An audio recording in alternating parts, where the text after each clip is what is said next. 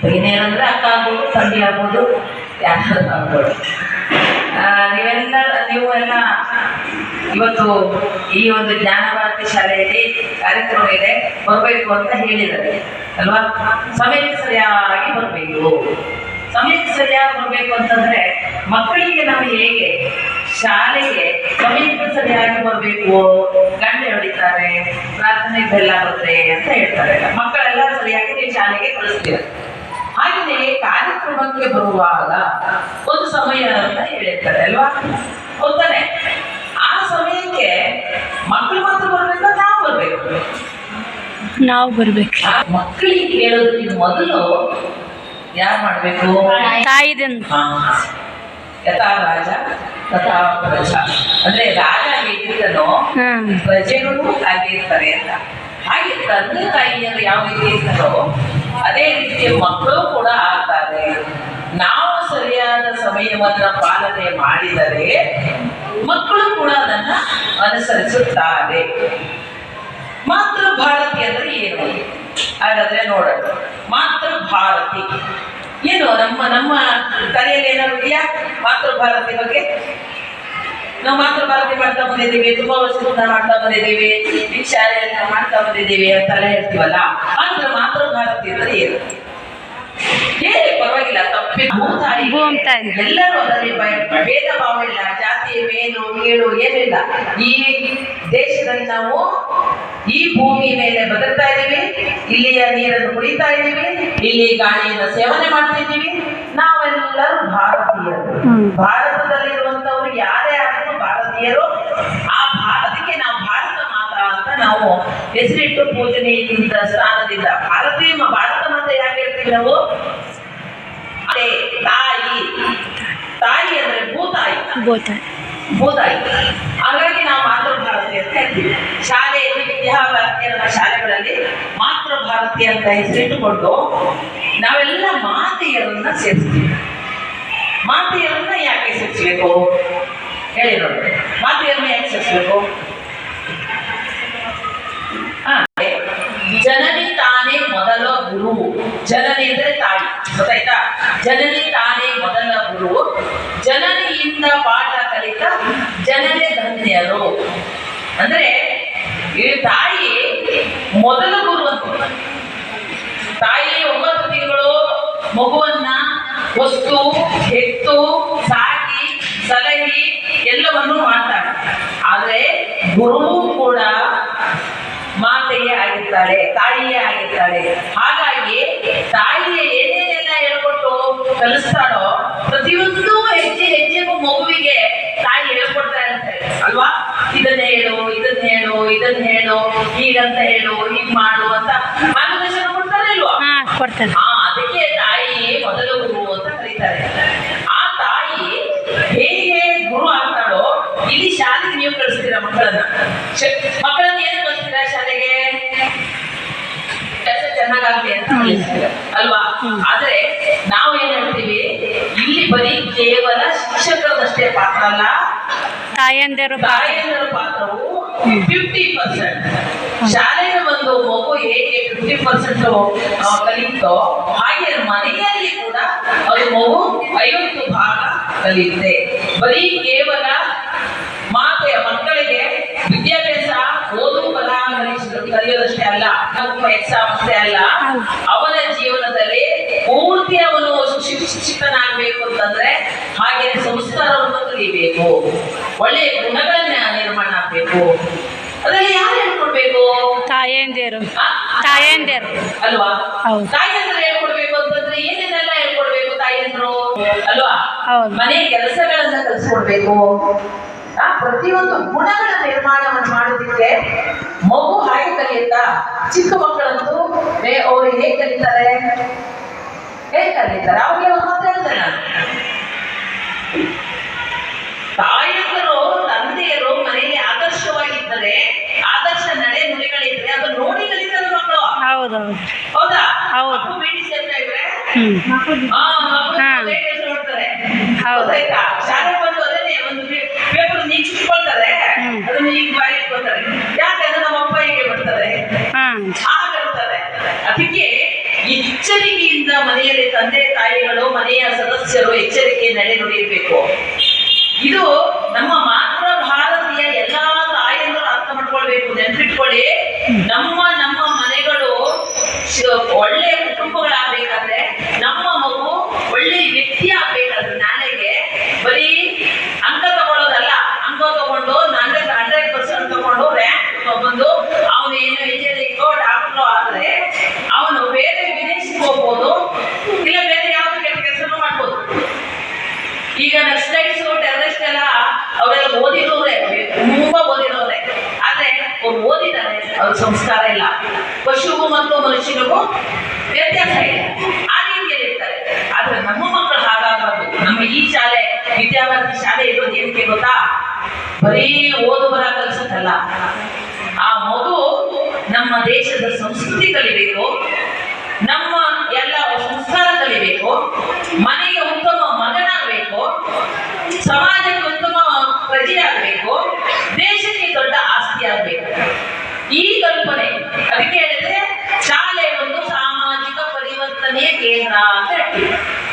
ಮಕ್ಕಳಿಂದ ಮನೆಗಳಲ್ಲಿ ಸಂಸ್ಕಾರ ಬರಬೇಕು, ಮನೆಯಲ್ಲಿ ಒಳ್ಳೊಳ್ಳೆ, ಈಗಂತೂ ಇವತ್ತಿನ ಒಂದು ಪರಿಸ್ಥಿತಿಯಲ್ಲಿ ನಾವು ಬೇರೆ ಬೇರೆದನ್ನೆಲ್ಲ ನೋಡ್ತೀವಿ.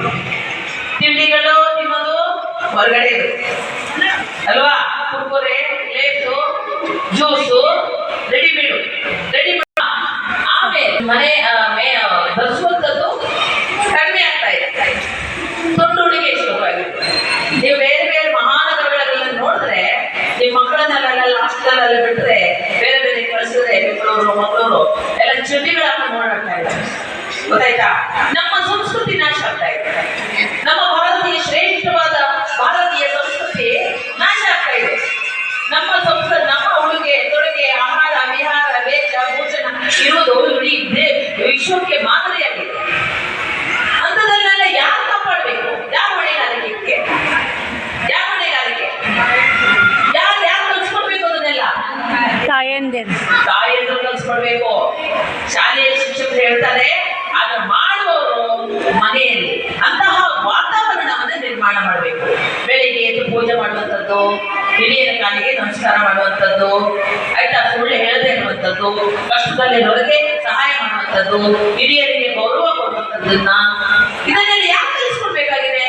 ನಾಳೆ ನಾವು ದುಃಖ ಪಡ್ತೀವಿ, ನನ್ನ ಮಗ ಹಿಂಗ ಆಗೋದಾ, ನನ್ನ ಮಗಳು ಹಿಂಗ ಆಗೋದ್ರು, ಹೇಳದ್ ಮಾತು ಕೇಳಲ್ಲ, ಅವನಂತೆ ನಡೀತಾ ಇದ್ದಾನೆ. ಇದೆಲ್ಲ ಯಾಕೆ ತಪ್ಪು? ನಮ್ದೇ ತಾಯಂದ, ನಮ್ಮದೇ ತಪ್ಪು. ಆಮೇಲೆ ದುಃಖ ಪಡೋದ್ಕಿಂತ ನಾವು ಇವಾಗ ಎಚ್ಚೆತ್ಕೊಂಡ್ರೆ, ಇವಾಗ ನಾವು ಅದನ್ನ ಮಕ್ಕಳಿಗೆ ಕಲಿಸಿದ್ರೆ, ಯಾಕಂದ್ರೆ ಎಳೆಯ ವಯಸ್ಸಿನಲ್ಲಿ ಗಿಡವಾಗಿ ಬಗ್ಗಲು ಮರವಾಗಿ ಬಗ್ಗಿದೆ. 3 ವರ್ಷದ ಬುದ್ಧಿ 100 ವರ್ಷ ಎಲ್ಲ ಗೊತ್ತಿದೆ ನಮಗೆ, ಗೊತ್ತಿರುವಂತ ಗಾದೆ ಮಾತುಗಳು. ಆದ್ರೆ ಆ ಗಾದೆ ಮಾತುಗಳು ಅದು 100ಕ್ಕೆ 100 ಸತ್ಯ, ಹೌದಿಲ್ಲ? ಅದನ್ನ ಕಲಿತೀವಿ. ನಮ್ ಕೆಲಸ ಯಾವಾಗಲೂ ಸಂಪಾದನೆ. ನೀವು 1 ಕೋಟಿ ಸಂಪಾದನೆ ಮಾಡ್ತೀರಿ, ನಿಮ್ಮ ಮಕ್ಕಳೇ ಸರಿ ಇಲ್ಲ. ಅವಾಗ ಸಂಪಾದನೆ ಏನಂತ ಬಂತು ಅಲ್ವಾ? ಆ ಮಕ್ಕಳನ್ನ ಆಸ್ತಿ ಮಾಡ್ಬೇಕಾದ್ರೂ ಸುಮ್ಮನೆ ಆಗಲ್ಲ. ಹೆಜ್ಜೆಗೂ ಅವ್ರ ತಪ್ಪನ್ನ ತಿದ್ದಿ ಅವರನ್ನ ಒಳ್ಳೆ ರೀತಿಯಲ್ಲಿ ಅವ್ರಿಗೆ ಸಂಸ್ಕಾರವನ್ನ ಕಲಿಸ್ಕೊಡ್ಬೇಕಾಗುತ್ತೆ. ಈ ಕಡೆ ಗಮನೆಯಲ್ಲಿ ಮಾತಾಡಬೇಡಿ. ಮಳೆ ಅದ್ರ ಪಾಡಿಗೆ ಬರಲಿ, ಚೆನ್ನಾಗಿ ಬಂದ್ರೆ ಇದು ಒಳ್ಳೆ ದೇಶಕ್ಕೆ ಸುಭಿಕ್ಷೆ ಆಗುತ್ತೆ. ಗೊತ್ತಾಯ್ತಾ? ಇದೆಲ್ಲ ಬಿತ್ತನೆ ಆಗಿದೆ, ಆ ಬಿತ್ತನೆಗೆಲ್ಲ ಮಳೆ ಬಂದ್ರೆ ಒಳ್ಳೆಯ ಬೆಳೆ ಸಿಗುತ್ತೆ. ಅದ್ರ ಪಾಡಿಗೆ ಅದು ಬಂದ್ಕೊಡಿ. ನಾವು ಈ ಕಡೆ ಲಕ್ಷ್ಯ ಕೊಡೋಣ ಒಂದ್ ಸ್ವಲ್ಪ ಹೊತ್ತು. ಹಾಗೆ ಮಕ್ಕಳಿಗೆ ಆ ಸಂಸ್ಕಾರವನ್ನ ಕೊಡೋದು ಮಾತೃ ಭಾರತೀಯ ಕರ್ತವ್ಯ ಮೊದಲನೇದಾಗಿ. ಮತ್ತೆ ಇನ್ನೊಂದು ಹೊಣೆಗಾರಿಕೆ ಇದೆ ನಮ್ಮ ಮೇಲೆ. ನಮ್ಮ ಈ ಸಂಸ್ಕೃತಿಯನ್ನ ಪೀಳಿಗೆಯಿಂದ ಪೀಳಿಗೆಗೆ ಹಸ್ತಾಂತರಿಸುವಂತ ಕಾರ್ಯ ನಾವು ಮಾಡಬೇಕಾಗಿದೆ. ನಾವು ಇಲ್ಲಿಗೆ ನಿಲ್ಸಿಬಿಡಬಾರ್ದು. ಮುಂದಕ್ಕೆ ನೀನೇನಾದ್ರು ಮಾಡ್ಕೊಪ್ಪ, ನಂದಂತೂ ಆಯ್ತು ಕಾಲ ಅಂತಂದ ಅಲ್ಲ. ನಮ್ಮ ವಂಶ ಪಾರಂಪರ್ಯ ಯಾಕೆ ಬೇಕು ಅಂತಂದ್ರೆ ಇದೇ ಕಾರಣಕ್ಕೋಸ್ಕರ. ನಮ್ಮ ದೇಶದ ಸಂಸ್ಕೃತಿ, ನಮ್ಮ ದೇಶದ ಪದ್ಧತಿ, ವಿಚಾರ, ಪರಂಪರೆ ಇದೆಲ್ಲವನ್ನೂ ಕೂಡ ನಾವೇನ್ ಮಾಡ್ಬೇಕು? ಪೀಳಿಗೆಯಿಂದ ಪೀಳಿಗೆಗೆ ಹಸ್ತಾಂತರಿಸ್ತು. ಈಗ ನಮ್ಮ ಅಜ್ಜ, ಮುತ್ತಜ್ಜಿ ಅವ್ರು ಹೇಳ್ಕೊಟ್ಟದನ್ನ ಅವ್ರ ಮುಂದೆ ನಾವು ಮಾಡಿದ್ರು. ಅವ್ರ ನಂತರ ಅವ್ರ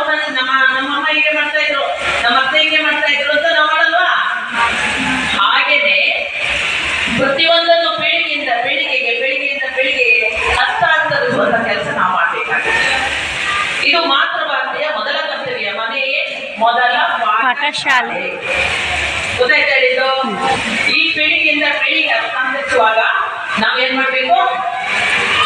ಇದನ್ನ ಇಲ್ಲಿ ಶಾಲೆಗೆ ಬಂದು ನಾವು ಈಗ ಮನೆ ಬಿಟ್ಟು ಶಾಲೆಗೆ ಬಂದಾಗ ಇಂತಹ ಅನೇಕ ವಿಚಾರಗಳನ್ನ ನಾವು ಕಲ್ತ್ಕೋಬಹುದು. ಇನ್ನೊಂದು ಪರಸ್ಪರ ಪ್ರೀತಿ, ವಿಶ್ವಾಸ, ಹೊಂದಾಣಿಕೆ ಇವೆಲ್ಲವೂ ನಾವು ಬಯಸ್ತೀವಿ ತಾನೆ. ಆ ಬಯಸಿದ್ದನ್ನ ನಾವು ಹೇಗೆ ಅದನ್ನ ಮಾಡ್ಬೇಕು, ಅದನ್ನ ಹೇಗೆ ಯುಟಿಲೈಸ್ ಮಾಡ್ಬೇಕು, ಅದನ್ನ ಈ ಮಾತೃ ಭಾರತೀಯಲ್ಲಿ ನಾವು ಕಲ್ತ್ಕೊಳ್ಳೋದಿರುತ್ತೆ. ನಮ್ಗೇನು ಮಾತೃ ಭಾರತೀಯಲ್ಲಿ ಈ ಮಹಿಳೆಯರಿಗೆ ಶಕ್ತಿಯನ್ನು ಕಡಿಮೆ ಇದೆಯಾ? ಮಹಿಳೆಯರಿಗೆ ಆದ ಶಕ್ತಿ ಇದೆ. ನಾವೇನು ಯಾರಿಗೂ ಕಡಿಮೆ ಅಲ್ಲ, ಯಾವ ಪುರುಷನಿಗೂ ಕಡಿಮೆ ಇಲ್ಲ. ಹೌದಾ ಇಲ್ವೋ? ಹೌದು. ಮಾತಾಡಿ ನೀವು. ಹೌದ್ರಿ. ಮಹಿಳೆಯರನ್ನ ಅದ್ರ ಮಾತೆ ಅಂತ ಕರೀತಾರೆ. ಮಾತೆ ಅಂತಂದ್ರೆ ಎಂತ ದೊಡ್ಡ ಪದವಿಲ್ಲ. ನಮ್ಮ ಭಾರತದಲ್ಲಿ ಮಹಿಳೆಯರಿಗೆ ಅತ್ಯಂತ ಪೂಜನೀಯ ಸ್ಥಾನವನ್ನು ಕೊಟ್ಟಿದ್ದಾರೆ. ಮಾತೃ ದೇವೋ ಭವ ಅಂತ ಫಸ್ಟು, ಆಮೇಲೆ ಪಿತೃ ದೇವೋ ಭವ ಅಂತ. ಪಿತೃ ಅಂದ್ರೆ ತಂದೆ, ಮೊದಲು ಮಾತೃ ದೇವೋ ಭವ ಅಂತ ಬರುತ್ತೆ. ಮಾತೆಯರಿಗೆ ನಮಸ್ಕಾರ ಅಂತ ಬರುತ್ತೆ. ಹಾಗಾಗಿ ನಮ್ಮನ್ನ ಆ ರೀತಿ ಪೂಜನೀಯ ಸ್ಥಾನದಿಂದ ನೋಡ್ತಾರೆ ಸಮಾಜ, ದೇಶ. ನಮ್ಮ ಭಾರತದಲ್ಲಿ ಮಾತ್ರ ಇದು ನೆನ್ಪಿಟ್ಕೊಳ್ಳಿ. ಬೇರೆ ಯಾವ ದೇಶದಲ್ಲೂ ಈ ಒಂದು ಸ್ಥಿತಿ ಇಲ್ಲ. ಬೇರೆ ಯಾವ ದೇಶದಲ್ಲಿ ಅದಕ್ಕೆ ಭೋಗದ ವಸ್ತು ಮಹಿಳೆ ಅಂತ ಅವರು ಉಪಯೋಗ ಮಾಡ್ತಾ ಇದ್ದಾರೆ. ಬಟ್ ನಮ್ಮ ಭಾರತದಲ್ಲಿ ತಾಯಿ ಸ್ಥಾನಕ್ಕೆ ಪೂಜನೀಯ ಸ್ಥಾನವನ್ನು ಕೊಟ್ಟಿದ್ದಾರೆ ನೋಡಿ. ಭಾರತ ಭೂತಾಯಿಗೆ ಭೂಮಿ ತಾಯಿ ಅಂತ ಹೇಳ್ತಾರೆ. ಜ್ಞಾನವನ್ನು ಕೊಡುವಂತ ದೇವತೆ ಸರಸ್ವತಿ. ಸರಸ್ವತಿ ಮಾತಾ ಮಹಿಳೆ.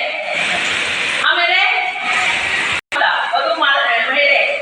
ಗೋವಿಂಶಕ್ಕೆ ದುರ್ಗಾ ಮಾತಾ. ಹೌದಲ್ವಾ? ಎಲ್ಲರಿಗೂ ಮಾತೆ ತಾಯಿ ಹೇಳುವಂಥದ್ದು ಕೇವಲ ಮನುಷ್ಯ ದೃಷ್ಟಿಯ ತಾಯಿ ಅಲ್ಲ, ದೇವತೆಗಳಿಗೂ ತಾಯಿಯಾಗಿದ್ದಾರೆ. ದೇವತೆಯರು ಕೂಡ ಆ ತಾಯಿಗೆ ಶಕ್ತಿಯನ್ನು ತುಂಬಿ ಅನೇಕ ಹೋರಾಟಗಳಲ್ಲಿ ತಾಯಿಗೆ ಶಕ್ತಿಯನ್ನ ತುಂಬಿ ತಾಯಿಯನ್ನ ಬಿಡ್ತಾರೆ. ಸಂಹಾರ, ದುಷ್ಟರ ರಾಕ್ಷಸರ ಸಂಹಾರವನ್ನು ಮಾಡ್ತೀವಿ. ಅಂತಹ ಮಾತುಗಳು ನಾವು ನಮಗೆ ಆಗದೇ ಇರುವಂತಹ ಕೆಲಸ ಯಾವುದೂ ಇಲ್ಲ. ನಮ್ಮ ಕೆಲಸದಲ್ಲಿ ನಾವು ಮನೆ ಕೆಲಸ ಮಾಡ್ತೀವಿ ಅಲ್ವಾ? ತಾಯಿಯಾಗಿ, ಹೆಂಡತಿಯಾಗಿ, ಆಮೇಲೆ ಅಕ್ಕನಾಗಿ, ತಂಗಿಯಾಗಿ, ಅತ್ತಿಗೆಯಾಗಿ, ಆಯ್ತಾ, ಗುರುವಾಗಿ, ಸೊಸೆಯಾಗಿ, ಅತ್ತೆಯಾಗಿ ಎಲ್ಲಾ ಸ್ಥಾನವನ್ನು ನಿಭಾಯಿಸೋದು ಯಾರು? ಮಾತೆ. ಮಹಿಳೆ. ಅಂತಹ ಶಕ್ತಿಯನ್ನ ಭಗವಂತ ನಮಗೆ ಕೊಟ್ಟಿದ್ದಾರೆ. ಅಂತಹ ಶಕ್ತಿಯನ್ನು ಕೊಟ್ಟಿರ್ಬೇಕಾದ್ರೆ ಇಂತಹ ಶಕ್ತಿಯನ್ನ ನಾವು ಏನು ಉಪಯೋಗಿಸ್ಕೋಬೇಕು? ಬರೀ ನಾವು ಹುಟ್ಟಿದ, ಬೆಳೆದ, ಆಮೇಲೆ ದೊಡ್ಡವರಾದ್ರು ಹೇಗೋ, ಆಮೇಲೆ ಮದುವೆ ಆಯ್ತು, ಮದುವೆ ಆದ್ಮೇಲೆ ಒಂದೆರಡು ಮಕ್ಕಳಾದ್ರು, ಆಮೇಲೆ ಸಂಸಾರ ಮಾಡ್ದ, ಆಮೇಲೆ ಪಾತ್ರೆ ಹೊಚ್ಚೋದು, ಆಮೇಲೆ ಬಟ್ಟೆ ಒಗೆಯೋದು, ಅಡುಗೆ ಮಾಡೋದು, ಇಷ್ಟೇ ಸಾಕೆ. ಆಮೇಲೆ ಒಂದ್ ದಿವಸ ಮಕ್ಕಳು ಮದುವೆ ಮಾಡ್ತೀವಿ, ವಯಸ್ಸಾಗುತ್ತೆ. ಆಮೇಲೆ ಒಂದ್ ದಿವಸ ಟಿಕೆಟ್ ತಗೊಂಡು ಫೋಟೋ ಹೋಗ್ತೀವಿ. ಹೌದಲ್ವಾ?